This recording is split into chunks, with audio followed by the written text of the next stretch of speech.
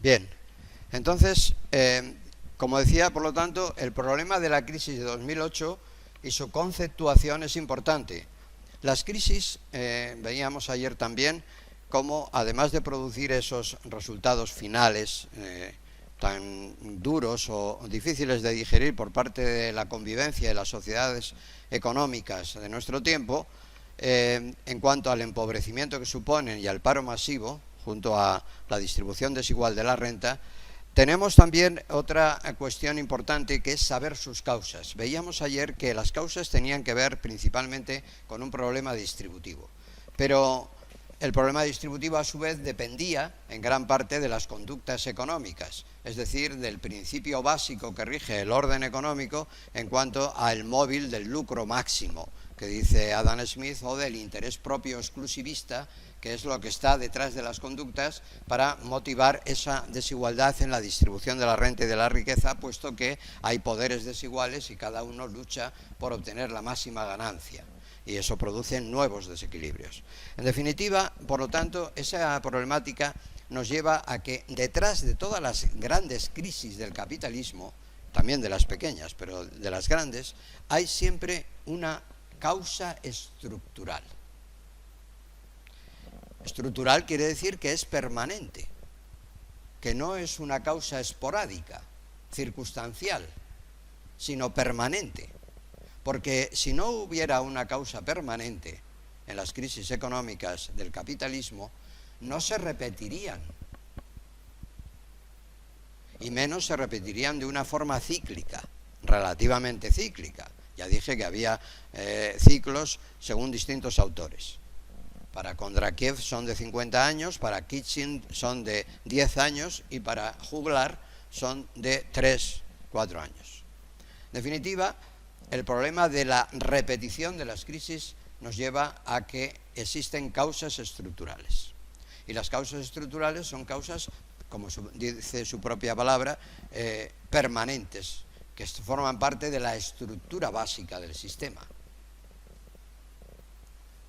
Tienen que ver con las conductas, con la filosofía económica, es decir, con el modo de comportamiento que tenemos todos dentro de este sistema, al cual modo de comportamiento el propio sistema nos está invitando continuamente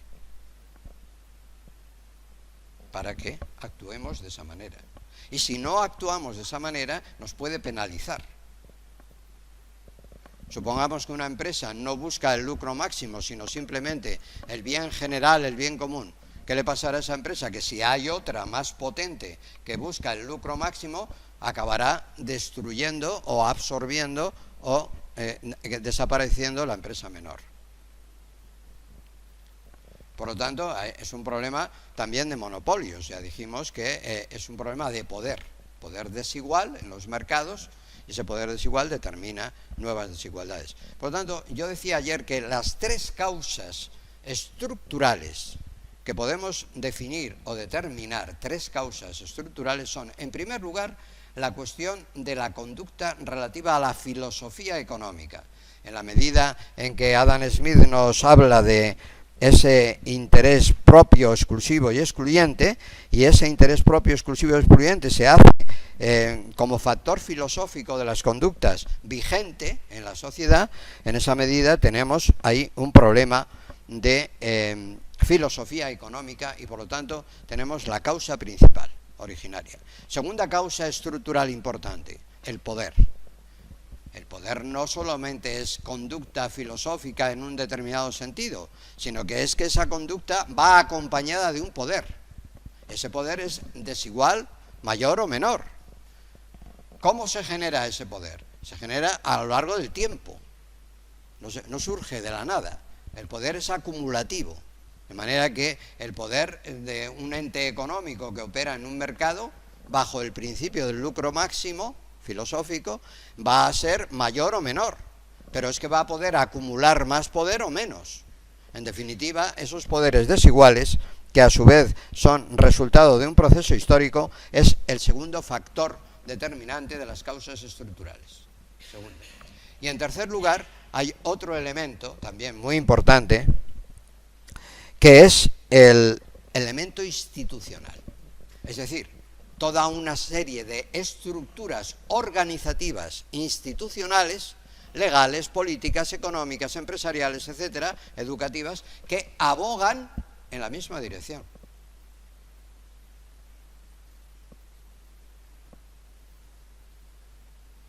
Podían actuar o abogar en otras direcciones, pero no. Se nos enseña en la universidad que la empresa tiene que buscar el lucro máximo, ¿no es eso? Pues entonces, esto está abogando en esa dirección. Si esa dirección es correcta, perfecto, pero si es incorrecta, estamos perdidos. ¿De qué ciencia estamos hablando? Digamos, una ciencia malévola. Una ciencia malévola. Bien. Entonces, el sistema capitalista, pero es que además el factor institucional, que es el tercer factor que estoy nombrando como causa estructural, puede que llegue a ser, con ser los otros dos muy importantes, porque están en el origen del problema, el filosófico y el del poder, el institucional es casi el más importante, porque engloba a los otros. Y además se extiende de una forma irreversible o irremediable a todos los ámbitos de la sociedad. El institucional. ¿A través de qué? Pues a través del derecho, la política, la economía, la educación, etcétera. Se extiende la difusión informativa, la propaganda, se extiende a todos los ámbitos. Y entonces genera 3 nuevos desequilibrios adicionales. Ese factor institucional, unido naturalmente al poder y a desigual y a la conducta de lucro máximo. 3 nuevos desequilibrios. Esos 3 nuevos desequilibrios se manifiestan, en primer lugar, en el sistema de precios. Ya vimos que en el sistema capitalista la oferta y la demanda determinan el precio. Pero claro, si la oferta tiene mucho poder y la demanda tiene poco poder, la oferta impondrá su precio a la demanda. E incluso, si es necesario, practicará una política de monopolio. ¿En qué consiste? Bajar la oferta para que suba el precio. Para una misma demanda. Cuando el poder del ofertante es suficientemente, digamos, fuerte, puede realizar ese tipo de políticas para maximizar su ganancia, a costa de que los ciudadanos o los particulares, los consumidores, etcétera, paguen un precio mayor del que sería equitativo, justo, equilibrado. Sistema de precios. En segundo lugar, un segundo desequilibrio adicional. El sistema de contratación.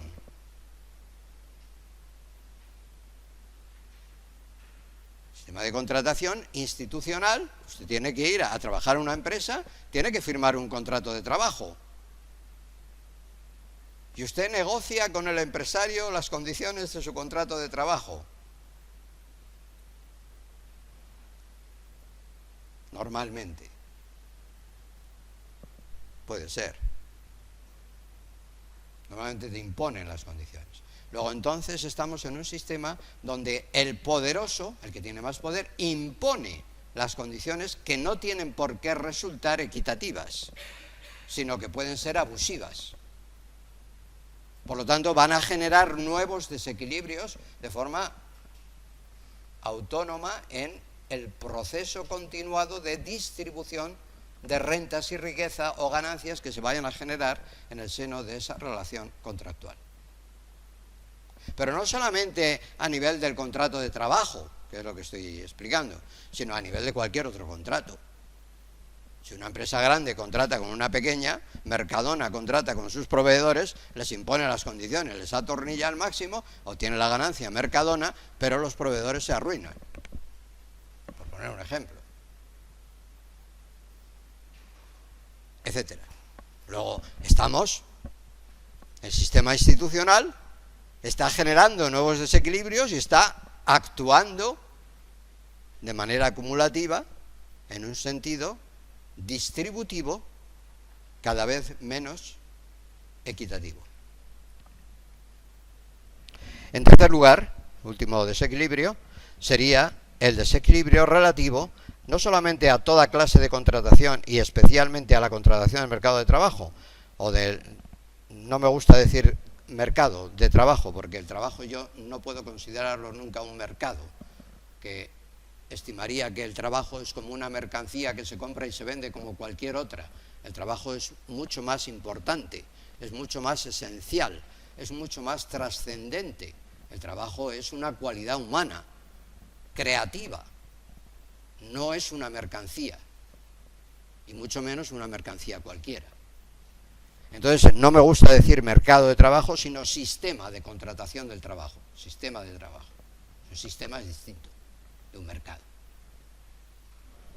Entonces, además de esos desequilibrios, por lo tanto, en el sistema de precios, en el sistema de contratación del trabajo y de contratación de mercancías, hay un tercer desequilibrio que viene determinado por el resultado final. ¿Cuál será?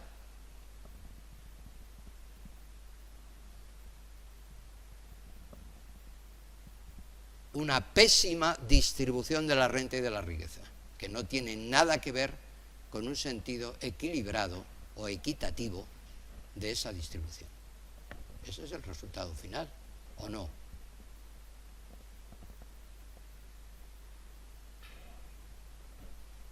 ¿Se dan cuenta? ¿Sí o no? Si las circunstancias y todas las causas convergen en una distribución desequitativa o no equitativa de la renta y de la riqueza, pues el resultado será una distribución arbitraria de la renta y de la riqueza. Por supuesto, desigual y por supuesto no equitativa. Pero es que todavía este mecanismo conjunto que hemos descrito de causas estructurales todavía genera 3 nuevos desequilibrios, todavía 3 más adicionales. El primero en el sector exterior, el segundo en el sector público y el tercero en el sector bancario.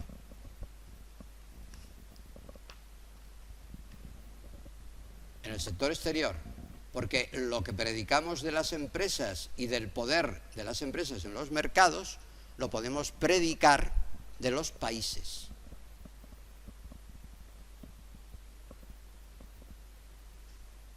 Por lo tanto, el lucro máximo buscado en el comercio exterior por cada país, bajo poderes muy desiguales, bajo tamaños y dimensiones de empresas y de grupos de poder muy desiguales, determinarán que el pobre cada vez es más pobre y el rico cada vez es más rico, acumula más riqueza. Luego tenemos un problema en el comercio exterior y en las relaciones internacionales de nuevos desequilibrios.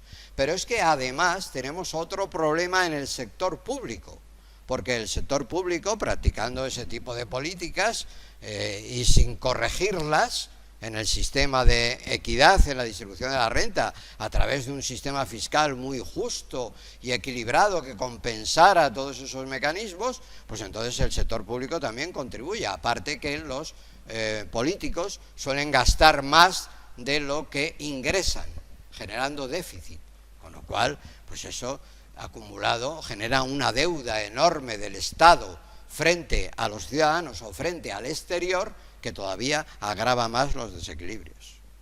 Esto es como una empresa o un particular, una familia que vive, pero vive a base de deudas. Llega un momento en que no puede pagar las deudas, no puede seguir acumulando deudas. Es lo mismo. Entonces tenemos un problema de desequilibrio en el sector público. Y en tercer lugar tenemos un problema de desequilibrio en el sector bancario. ¿Por qué? Porque como los bancos también generan un mecanismo de lucro máximo fundamentado en la expansión múltiple de sus activos y pasivos, resulta que ese mecanismo puede determinar también nuevos desequilibrios. Y de hecho los determina. Ahora veremos cómo la crisis actual, precisamente, en sus otras causas, porque hasta aquí son las causas estructurales. Ahora vamos a entrar en otro tipo de causas. ¿Cuáles? Las que podríamos llamar circunstanciales o coyunturales, que son propias del momento crítico en el que se produce la crisis. Del momento histórico concreto y la causa específica por la que se desencadena la crisis. Porque todas estas causas que acabo de mencionar son causas estructurales, por lo tanto, subyacentes o permanentes dentro del sistema. Pero es que ahora voy a citar las causas que podríamos llamar circunstanciales o coyunturales, que son propias del momento histórico concreto en que la crisis se desencadena. Y que son distintas en cada momento histórico. Lógicamente.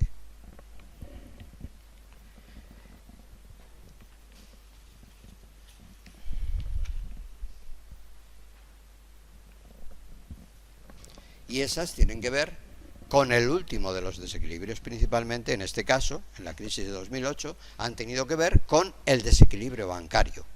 Es decir, la banca ha sido administrada a nivel general y global del mundo de una forma injusta y desequilibrada. Es decir, extremadamente especulativa, sin crear riqueza real y abusando del exceso de poder que le corresponde a la banca como consecuencia de ese proceso de expansión múltiple de sus activos y pasivos. Es decir, de los depósitos derivados que puede crear con el dinero legal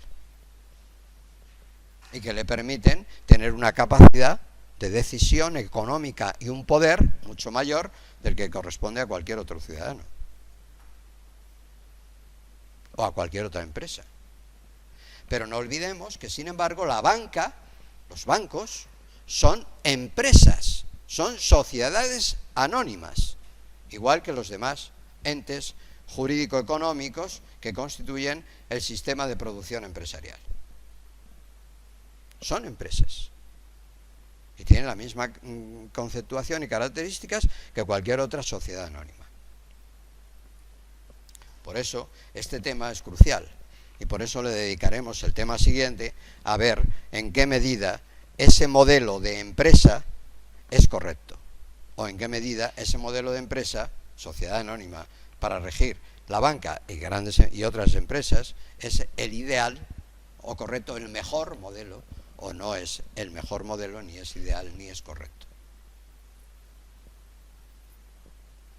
Y veremos que no lo es. Pero no les voy a adelantar noticias. Vamos a ir viéndolo poco a poco de una forma escalonada y razonada. Bien. Por otro lado, la crisis en sus causas circunstanciales o desencadenantes, la crisis de 2008, también arranca o tiene un antecedente histórico real, no solamente, vamos a decir, teórico, filosófico o inherente al modelo de organización capitalista que yo les he explicado hasta ahora como causas estructurales, sino que existen otras causas que son no solamente de fondo, sino de inercia del propio sistema. Es decir, que se arrastran de años atrás por el mal funcionamiento anterior que ha tenido el mismo sistema en otras décadas anteriores. Y así nos damos cuenta que, por ejemplo, una causa subyacente de tipo circunstancial o estructural, pero que subyace durante tiempo prolongado, no tanto como la causa estructural, que es, por así decir, prácticamente permanente y consustancial al sistema capitalista, pero sí con un grado de permanencia considerable. Hay otras causas que son propiamente históricas o reales. Y entre esas causas está, por ejemplo, el problema de la deuda. Problema de la deuda que, como sabemos, se generó en los años 70, en la anterior crisis importante, cuando se desmoronó el sistema del patrón oro, dólar oro.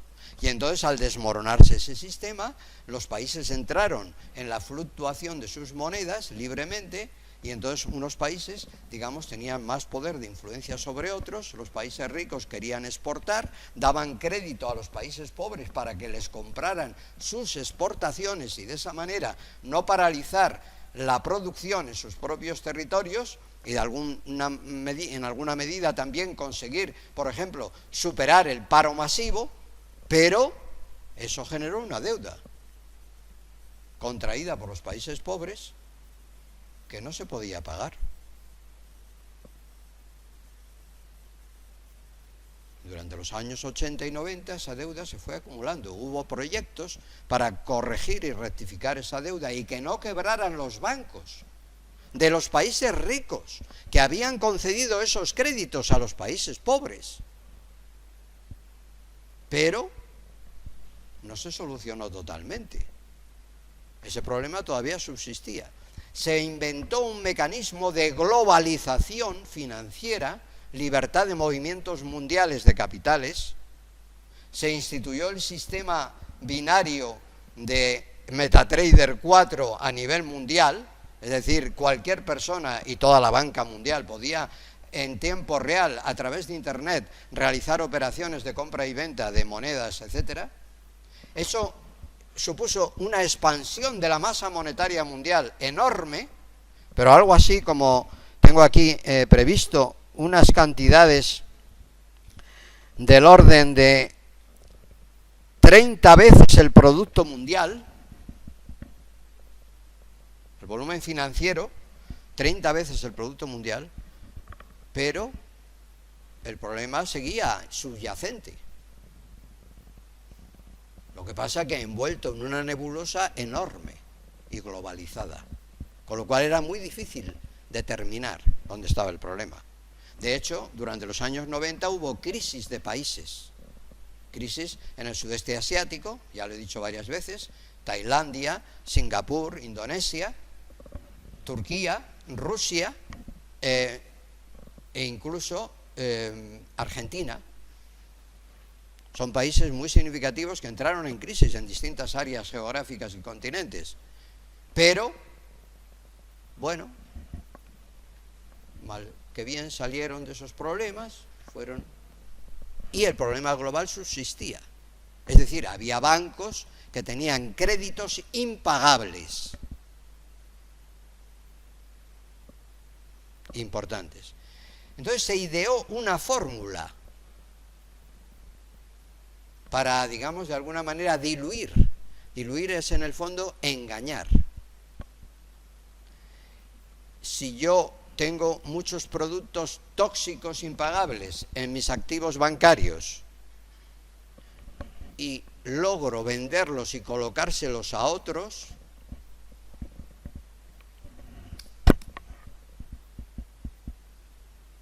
me he librado de ellos. Y el otro que lo recibe dice, oiga, ¿y qué hay aquí? Pues no lo sé muy bien, pero estos son hipotecas que tienen mucho valor. Eran hipotecas subprime, impagables, o productos tóxicos. Dice, bueno, entonces ¿cuánto vale? Pues 1.000 millones. Bueno, pues yo se lo voy a vender a otro banco por 2.000 millones. Muy bien. Y el otro banco, y el otro, al otro por 3.000. Y así. Bueno, entonces, claro, a la hora de la verdad, cuando un banco quiebra en un sistema globalizado, ¿qué quiere eso decir? Que ese banco, si un banco grande quiebra, uno grande, sus activos y pasivos corresponden a otros bancos. Es decir, a ver, si un banco grande quiebra, sus activos y pasivos corresponden a otros bancos, que son o depositantes o acreedores. Claro. Entonces puede arrastrar a todo el sistema financiero mundial. Un gran banco, si quiebra, sistémico, arrastra a todo el sistema, porque el volumen es tan grande que no hay ningún banco que pueda resistir.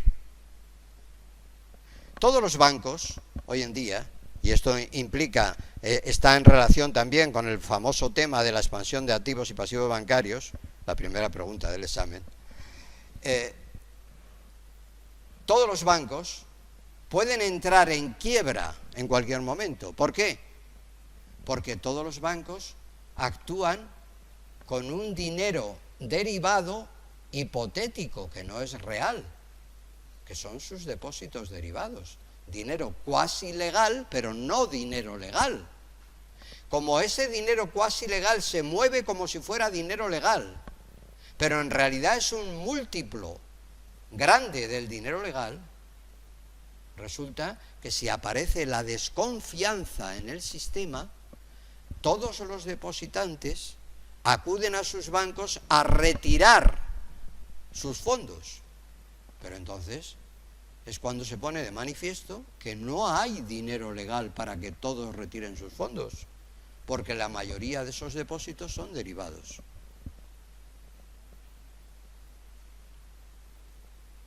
Y entonces el sistema colapsa y se hunde. Entonces tiene que venir el Estado a apuntalar el sistema, porque el mal mayor de que se hunda el sistema bancario es mucho mayor que el que el Estado acuda a costa de los contribuyentes a apuntalar el sistema. Es un problema menor, es un problema grave, gravísimo, pero menor.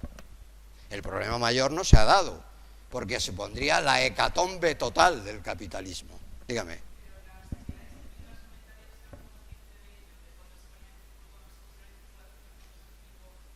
Que si están conscientes, hombre, no, ¿cómo no van a estar conscientes?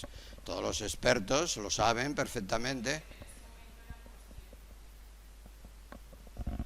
Hombre, sí, que sí, cuando quebró Lehman Brothers, hubo pánico en la banca mundial.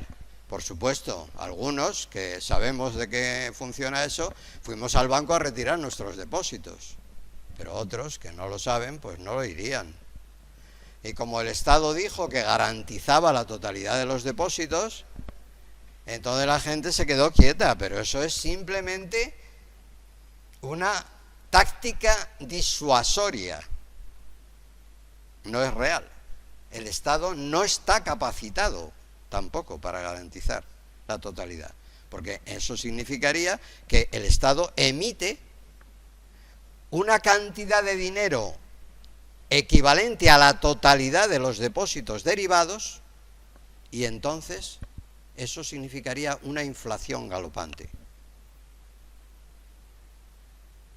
a nivel mundial.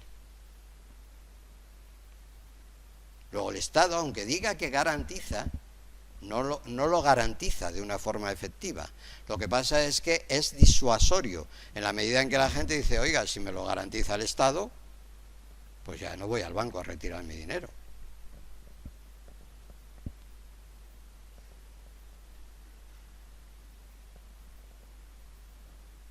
Otros estados dijeron, no, oiga, yo solo garantizo hasta 100.000 euros. Los que tengan más de 100.000 los pueden perder si el banco quiebra. De hecho, es la fórmula que se adoptaba en España, 100.000 euros, que luego se ha impuesto. Porque claro, la masa de los ciudadanos normalmente no tiene más de 100.000 euros en el banco. Ya los que tienen más de esas cantidades se supone que son gente que sabe lo que maneja, tiene que andar con cuidado.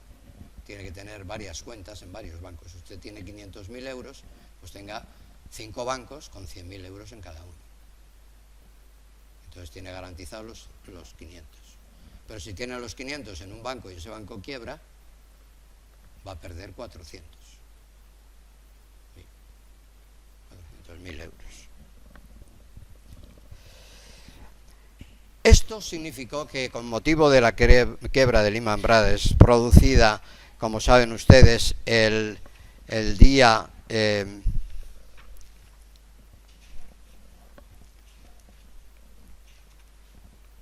¿Cuándo se produjo la quiebra de Lehman Brothers? Está por aquí, ¿no?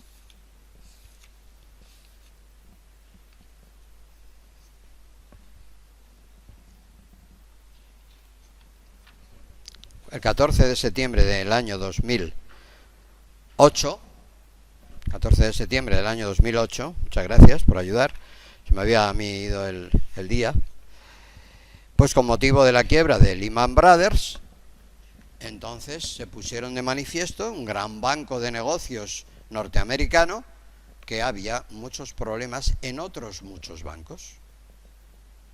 Entonces, rápidamente entraron en situación de crisis varios bancos grandes del mundo, el Bank of America, el Citibank, el ING de Holanda, el Fortis de Bélgica, la Société Générale de Francia, varios bancos ingleses, bancos en Islandia y en otros países.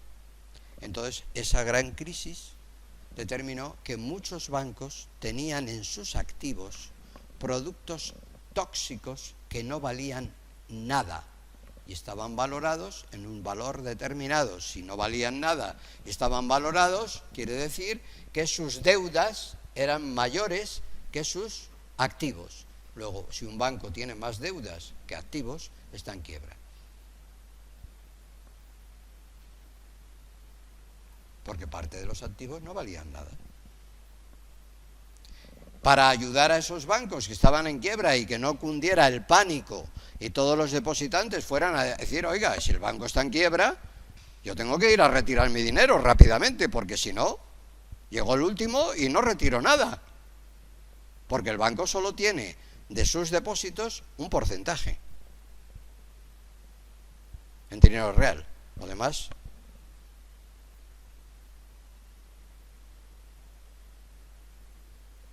entonces los gobiernos adoptaron distintas fórmulas. Unos gobiernos entraron en el capital de los bancos.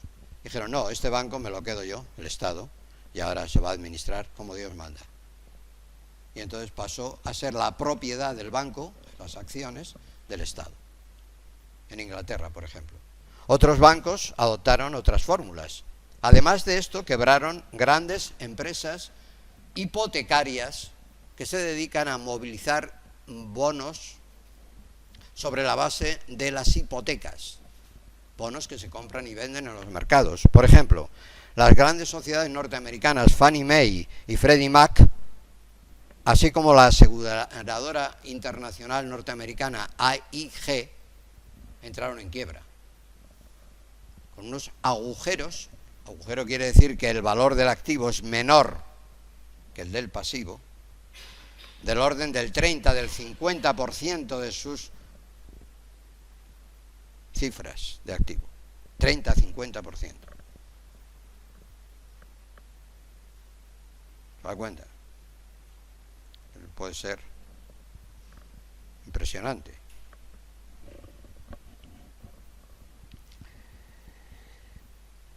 En definitiva, lo que se hizo fue salvar a la banca. ¿Qué cantidad de fondos se utilizaron? Ya he dicho que unos bancos tuvieron la fórmula de los estados de garantizar un volumen determinado de... Hay distintas fórmulas. Unos garantizaban el 30.000 euros, otros 50.000, otros 100.000 el Estado. En España, por ejemplo, tenemos un fondo de garantía de depósitos, que es un fondo del Estado. Ese fondo de garantía de depósitos bancarios funciona, lo administra el Banco de España. Ese fondo se nutre con un porcentaje de los depósitos de todos los bancos. Todos los bancos, de su volumen total de depósitos, tienen que depositar un determinado porcentaje, 1%, 0%, 0,5%, una cantidad, en el fondo, para garantizar a los depositantes en el caso de que los bancos, en su conjunto, entren en quiebra y el fondo de garantía de depósitos tenga que salir en defensa. Es como un asegurador de los depósitos, que se nutre con esa prima que pagan los bancos. Pues bien, el Fondo de Garantía de Depósitos en España garantizaba 100.000 euros por depositante y cuenta corriente. Los especuladores bancarios, la gran banca que tenía esos problemas, para de alguna manera coaccionar y chantajear al Estado, a los gobiernos, se les afirmaba que si no recibían ayudas, el banco iba a quebrar y se iba a hundir el sistema. O sea, hubo peligro de que se hundiera todo el sistema capitalista. El próximo día, ya quedan pocos días, pero les voy a separar a ustedes dos.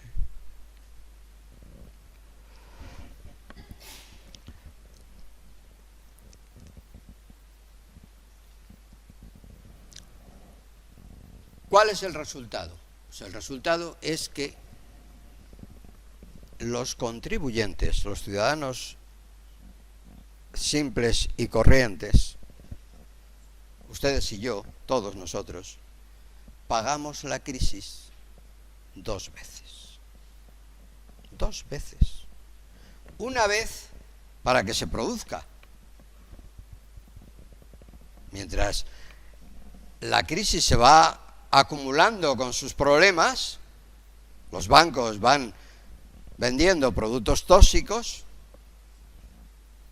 alguien se enriquece.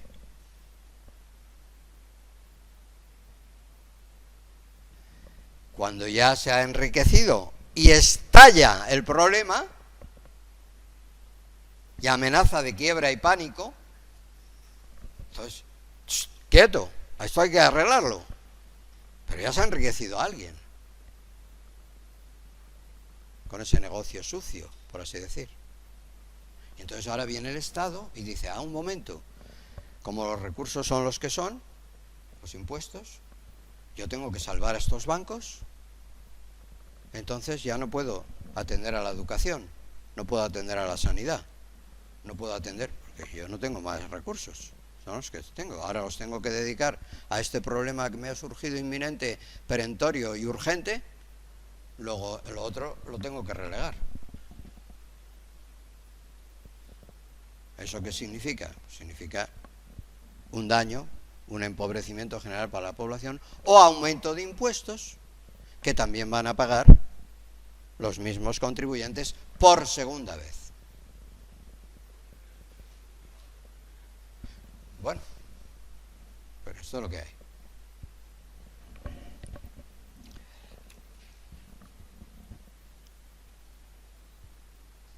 Pensiones, salarios, despidos, quiebras, etcétera.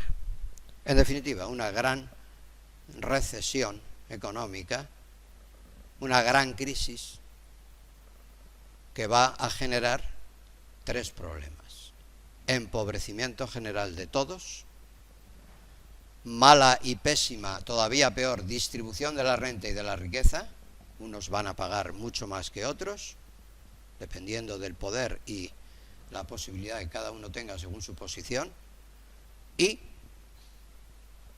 paro masivo, que son evidentemente los parados los que más van a sufrir en esa situación. Por lo tanto, la banca, desde el principio, ha cerrado también el crédito, con lo cual la actividad económica profundiza en la recesión, porque no hay crédito. La banca bastante tiene con sanear sus cuentas. Luego, si no hay crédito, no hay actividad. Luego la actividad se disminuye, además de que tampoco hay capacidad de consumo por el volumen de paro, etcétera. Es decir, todas las circunstancias confluyen en una dirección depresiva. Y es necesario que eso se estabilice durante un tiempo para que surja alguna fuerza de recuperación. Porque la recuperación significa riesgo, significa inversión. Pero a ver quién invierte si no hay crédito, y a ver quién invierte si no tiene garantizada la venta de la empresa que va a crear.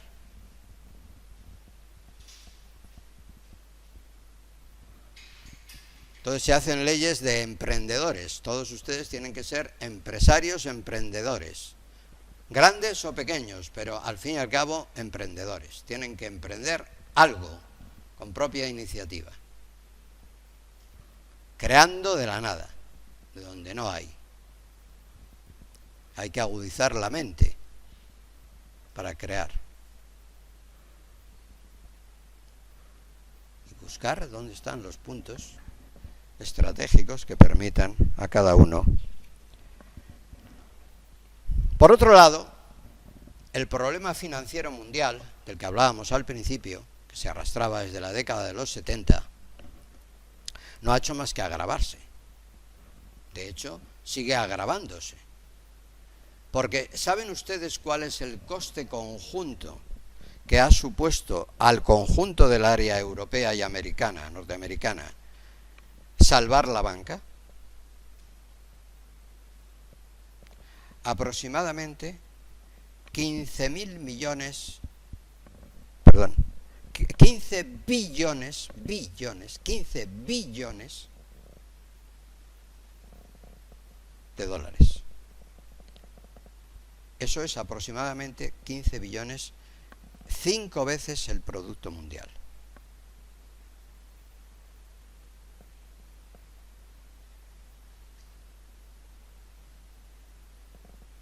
Hasta que todo eso se normalice, se estabilice, se recupere, hace falta que pasen muchos años.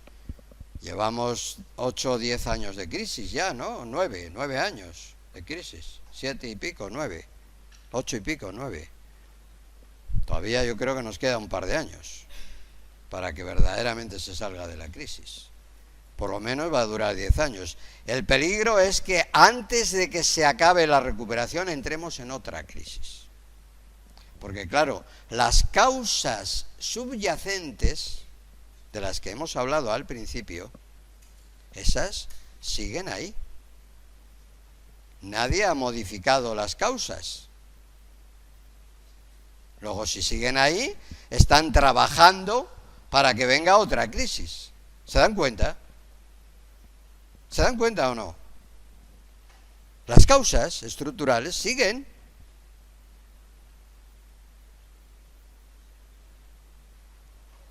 Es decir, cuando todavía no se ha salido de la crisis anterior, ya se están creando las simientes de la nueva crisis.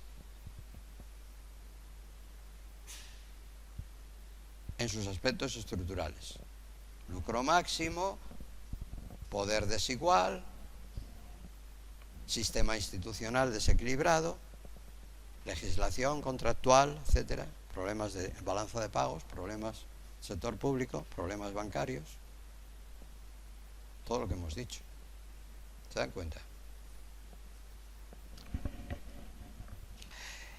El Fondo Monetario Internacional, en aquel año, en el año 2006, dirigido por el que ahora está procesado en España, antiguo vicepresidente del gobierno económico, Rodrigo Rato Figaredo, fue entonces director del Fondo Monetario Internacional, dio una conferencia en Madrid, que yo he entresacado aquí, donde explicó que el volumen de activos financieros derivados en aquel momento había pasado, desde el año 2000 al 2006, solamente en 6 años, se había multiplicado, había pasado del 81% del Producto Bruto al 137% en 6 años. Pero es que desde el año 2006 hasta la actualidad se ha multiplicado por 30 Producto Bruto, porque la gran banca americana, norteamericana y la gran banca europea, a través de la Reserva Federal y del Banco Central Europeo, han lanzado enormes masas monetarias que en un momento dado tendrán que ir retirando para salvar a los bancos y que el sistema siga funcionando a pesar de que no hay actividad o hay muy poca actividad económica, industrial, etcétera, que cree nueva riqueza, porque la tasa de crecimiento del Producto Bruto ha estado estancada durante todos estos años. Aunque en estos momentos ya hay algunos países que empiezan a asomar la cabeza y a crecer a un ritmo relativamente aceptable, como por ejemplo es España, en una tasa del 3 y pico %. Pero que no tiene garantías de continuidad porque los demás países tienen que crecer también. Si solo crece uno, no vende.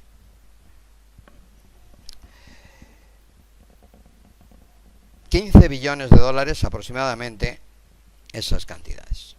También el Papa Juan Pablo II había hablado de que había una expansión múltiple extraordinaria, dice textualmente, dijo en el año 1999 con motivo de la Centésimos Annus, que es el 100º año de la promulgación de otra encíclica de otro papa anterior. Dice, la falta de correlación, dice el Papa Juan Pablo II, entre estructura económica real y estructura económica financiera es un problema grave y advierte de la necesidad de instituir una autoridad mundial capaz de controlar y corregir este grave problema. No existe esa autoridad porque tendría que ser las Naciones Unidas creando un organismo especial para ello, pero de momento ese organismo no existe porque el Fondo Monetario tiene como función únicamente dar crédito a los países para nivelar sus balanzas de pagos, y el Banco Mundial es otra organización de la ONU también, surgida en Bretton Woods, como saben, y pasada luego a la ONU, pero que tiene la función de favorecer el desarrollo de los países retrasados con créditos a largo plazo, etcétera. Pero no hay una tercera gran organización que administre, digamos, el crédito. ¿Se acuerdan ustedes de la propuesta de Keynes para crear un Bancor o moneda única mundial? Eso hubiera sido la fórmula, porque entonces hubiéramos tenido una moneda que hubiera sido capaz de administrar toda esta masa monetaria y establecer unos coeficientes a los bancos obligatorios para que el producto el volumen de depósitos derivados no excediera de unas determinadas proporciones respecto al dinero legal. En definitiva, por lo tanto, tenemos que concluir diciendo que hay un problema grave de reforma, que es necesario entonces instituir algunas medidas fundamentales para corregir estos graves desequilibrios y que no se vuelvan a producir en el futuro. Pero esto será objeto de estudio el próximo día, martes que viene. ¿De acuerdo? Muchas gracias.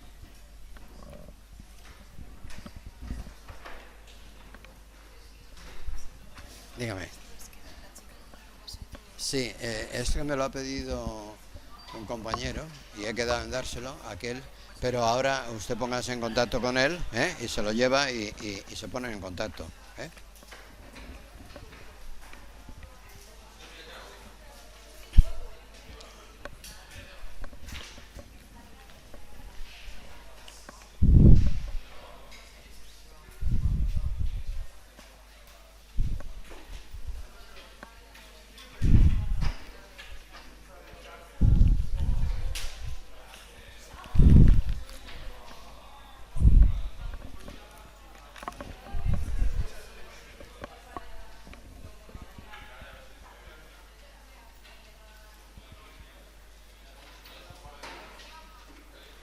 A los depositantes en el caso de que los bancos en su conjunto entren en quiebra y el fondo de garantía de depósitos tenga que salir en defensa como un asegurador de los depósitos, que se nutre con esa prima que pagan los bancos. Pues bien, el fondo de garantía de depósitos en España garantizaba 100.000 euros por depositante y cuenta corriente. Los especuladores bancarios, la gran banca que tenía esos problemas, para de alguna manera coaccionar y chantajear al Estado, a los gobiernos, se les afirmaba que si no recibían ayudas, el banco iba a quebrar y se iba a hundir el sistema. O sea, hubo peligro de que se hundiera todo el sistema capitalista. El próximo día, ya quedan pocos días, pero les voy a separar a ustedes dos.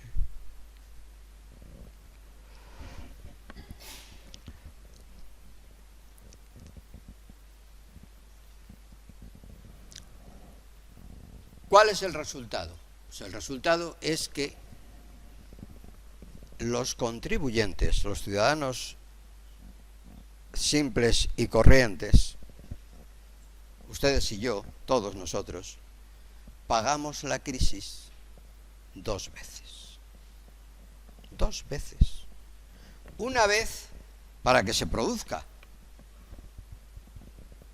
Mientras la crisis se va acumulando con sus problemas, los bancos van vendiendo productos tóxicos, alguien se enriquece.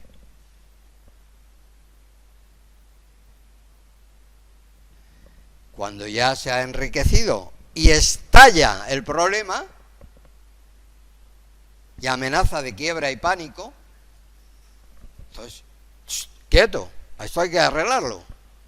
Pero ya se ha enriquecido alguien con ese negocio sucio, por así decir. Y entonces ahora viene el Estado y dice, un momento, como los recursos son los que son, los impuestos, yo tengo que salvar a estos bancos, entonces ya no puedo atender a la educación, no puedo atender a la sanidad, no puedo atender, porque yo no tengo más recursos, son los que tengo, ahora los tengo que dedicar a este problema que me ha surgido inminente, perentorio y urgente, luego lo otro lo tengo que relegar. ¿Eso qué significa? Significa un daño, un empobrecimiento general para la población o aumento de impuestos que también van a pagar los mismos contribuyentes por segunda vez. Bueno, pero esto es lo que hay.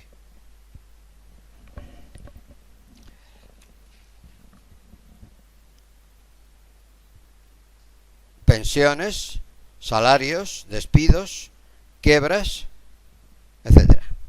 En definitiva, una gran recesión económica, una gran crisis que va a generar tres problemas. Empobrecimiento general de todos, mala y pésima, todavía peor, distribución de la renta y de la riqueza, unos van a pagar mucho más que otros, dependiendo del poder y la posibilidad que cada uno tenga según su posición, y paro masivo, que son evidentemente los parados los que más van a sufrir en esa situación. Por lo tanto, la banca, desde el principio, ha cerrado también el crédito, con lo cual la actividad económica profundiza en la recesión, porque no hay crédito. La banca bastante tiene con sanear sus cuentas. Luego, si no hay crédito, no hay actividad. Luego la actividad se disminuye, además de que tampoco hay capacidad de consumo por el volumen de paro, etcétera. Es decir, todas las circunstancias confluyen en una dirección depresiva. Y es necesario que eso se estabilice durante un tiempo para que surja alguna fuerza de recuperación. Porque la recuperación significa riesgo, significa inversión. Pero a ver quién invierte si no hay crédito, y a ver quién invierte si no tiene garantizada la venta de la empresa que va a crear.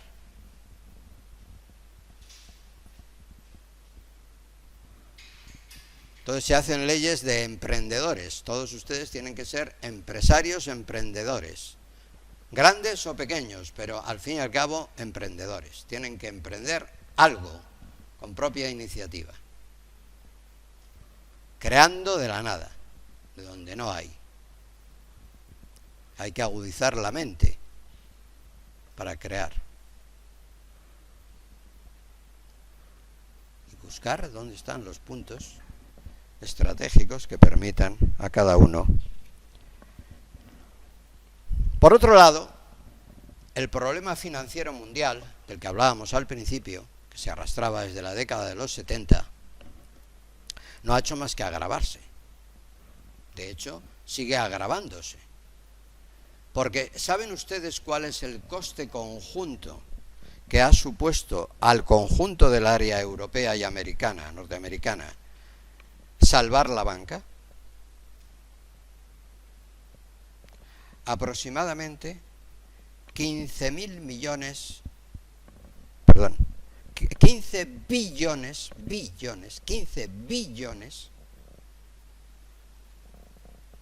de dólares. Eso es aproximadamente 15 billones, 5 veces el Producto Mundial.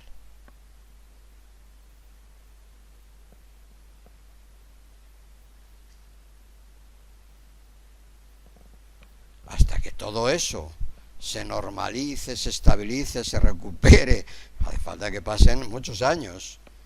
Llevamos 8 o 10 años de crisis ya, ¿no? 9 años de crisis, 7 y pico, 9. 8 y pico, 9.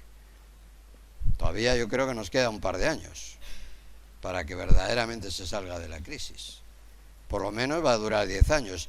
El peligro es que antes de que se acabe la recuperación entremos en otra crisis. Porque claro, las causas subyacentes de las que hemos hablado al principio, esas siguen ahí. Nadie ha modificado las causas. Luego, si siguen ahí, están trabajando para que venga otra crisis. ¿Se dan cuenta? ¿Se dan cuenta o no? Las causas estructurales siguen.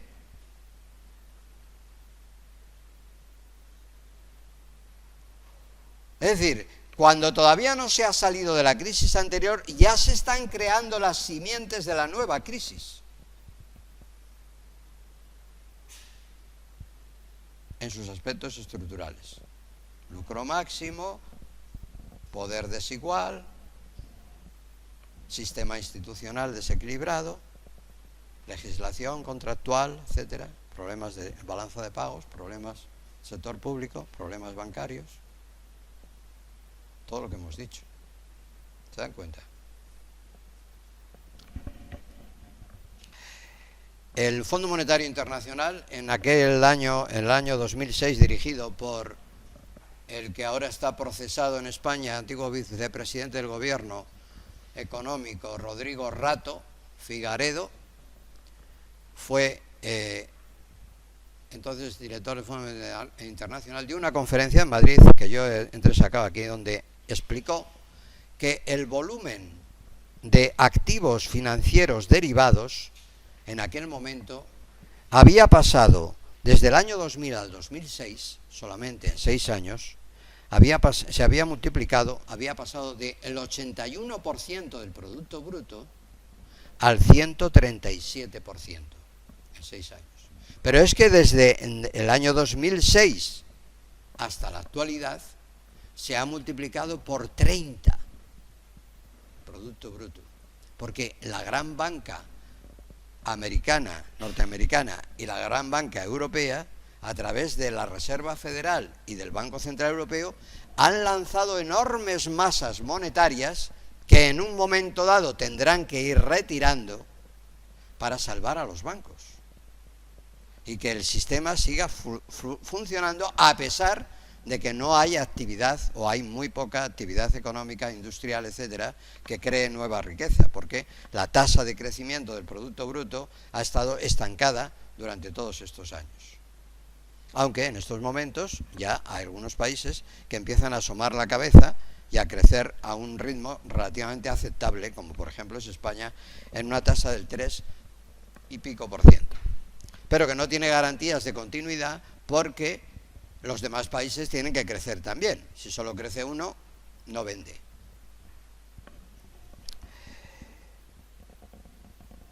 $15 billones aproximadamente, esas cantidades. También el Papa Juan Pablo II había hablado de que había una expansión múltiple, extraordinaria, textualmente dijo en el año 1999 con motivo de la Centesimus Annus, que es el 100º año de la promulgación de otra encíclica de otro papa anterior. Dice, la falta de correlación, dice el Papa Juan Pablo II, entre estructura económica real y estructura económica financiera es un problema grave y advierte de la necesidad de instituir una autoridad mundial capaz de controlar y corregir este grave problema. No existe esa autoridad porque tendría que ser las Naciones Unidas creando un organismo especial para ello, pero de momento ese organismo no existe porque el Fondo Monetario tiene como función únicamente dar crédito a los países para nivelar sus balanzas de pagos y el Banco Mundial es otra organización de la ONU también, surgida en Bretton Woods, como saben, y pasada luego a la ONU, pero que tiene la función de favorecer el desarrollo de los países retrasados con créditos a largo plazo, etcétera. Pero no hay una tercera gran organización que administre, digamos, el crédito. ¿Se acuerdan ustedes de la propuesta de Keynes para crear un Bancor o moneda única mundial. Eso hubiera sido la fórmula, porque entonces hubiéramos tenido una moneda que hubiera sido capaz de administrar toda esta masa monetaria y establecer unos coeficientes a los bancos obligatorios para que el producto del número, el volumen de depósitos derivados no excediera de unas determinadas proporciones respecto al dinero legal. En definitiva, por lo tanto, tenemos que concluir diciendo que hay un problema grave de reforma que es necesario entonces instituir algunas medidas fundamentales para corregir estos graves desequilibrios y que no se vuelvan a producir en el futuro. Pero esto será objeto de estudio el próximo día, martes que viene. ¿De acuerdo? Muchas gracias.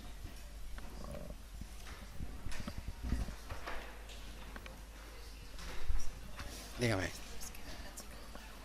Sí, es que me lo ha pedido un compañero y he quedado en dárselo a aquel, pero ahora usted póngase en contacto con él y se lo lleva y se ponen en contacto.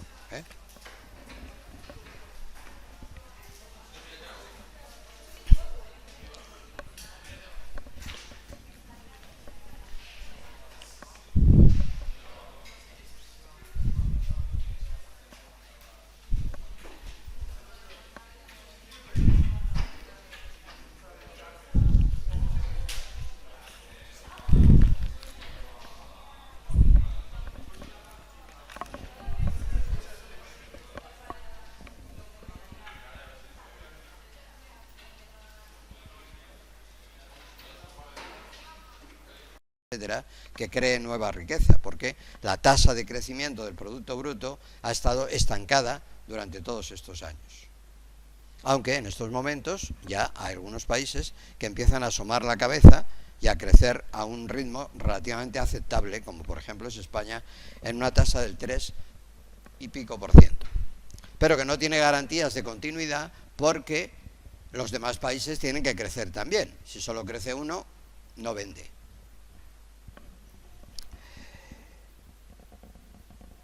$15 billones aproximadamente esas cantidades. También el Papa Juan Pablo II había hablado de que había una expansión múltiple extraordinaria, dice textualmente dijo en el año 1999 con motivo de la Centesimus Annus, que es el 100º año de la promulgación de otra encíclica de otro Papa anterior. Dice, la falta de correlación, dice el Papa Juan Pablo II, entre estructura económica real y estructura económica financiera es un problema grave y advierte de la necesidad de instituir una autoridad mundial capaz de controlar y corregir este grave problema. No existe esa autoridad porque tendría que ser las Naciones Unidas creando un organismo especial para ello. Pero de momento ese organismo no existe porque el Fondo Monetario tiene como función únicamente dar crédito a los países para nivelar sus balanzas de pagos y el Banco Mundial es otra organización de la ONU también, surgida en Bretton Woods, como saben, y pasada luego a la ONU, pero que tiene la función de favorecer el desarrollo de los países retrasados con créditos a largo plazo, etcétera. Pero no hay una tercera gran organización que administre digamos, el crédito. ¿Se acuerdan ustedes de la propuesta de Keynes para crear un Bancor o moneda única mundial? Eso hubiera sido la fórmula, porque entonces hubiéramos tenido una moneda que hubiera sido capaz de administrar toda esta masa monetaria y establecer unos coeficientes a los bancos obligatorios para que el producto del número, el volumen de depósitos derivados no excediera de unas determinadas proporciones respecto al dinero legal. En definitiva, por lo tanto, tenemos que concluir diciendo que hay un problema grave de reforma que es necesario entonces instituir algunas medidas fundamentales para corregir estos graves desequilibrios y que no se vuelvan a producir en el futuro. Pero esto será objeto de estudio el próximo día, martes que viene. ¿De acuerdo? Muchas gracias.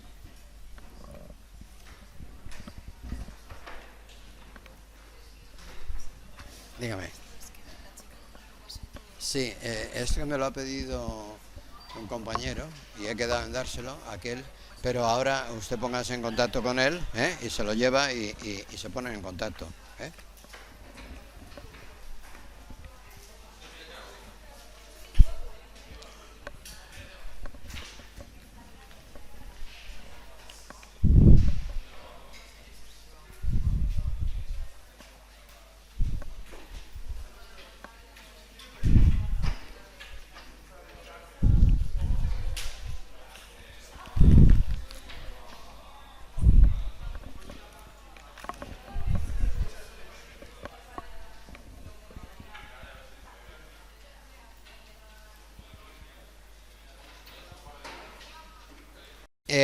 Que es necesario entonces instituir algunas medidas fundamentales para corregir estos graves desequilibrios y que no se vuelvan a producir en el futuro. Pero esto será objeto de estudio el próximo día, martes que viene. ¿De acuerdo? Muchas gracias.